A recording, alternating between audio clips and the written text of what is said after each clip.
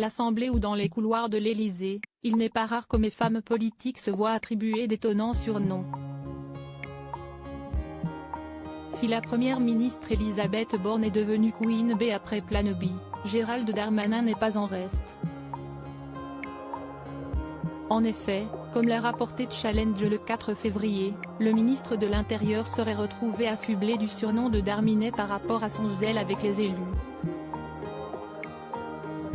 C'est Darminet, pour sa capacité à faire patte de velours et à se montrer ronronnant avec les élus, aurait confié un député de la Macronie. Il faut dire que l'ancien ministre de l'Action et des Comptes publics au sein du gouvernement d'Édouard Philippe jouit d'une certaine popularité auprès des élus du territoire.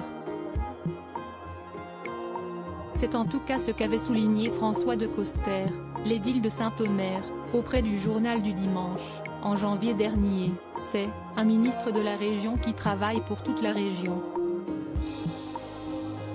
Et le député LR de la 7e circonscription du Pas-de-Calais, Pierre-Henri Dumont, de nuancer, chez moi, son influence est largement fantasmée.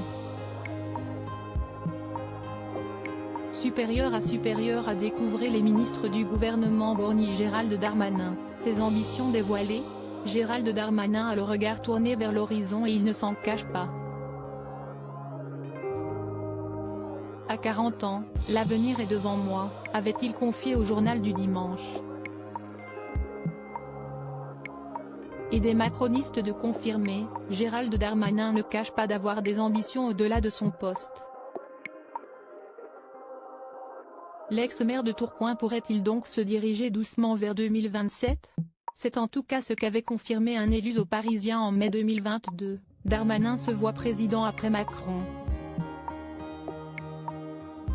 Une ambition dont le principal intéressé s'était d'ailleurs amusé dans les colonnes de l'Express au mois d'avril 2015. Quel enfant de cœur n'a jamais souhaité être pape ?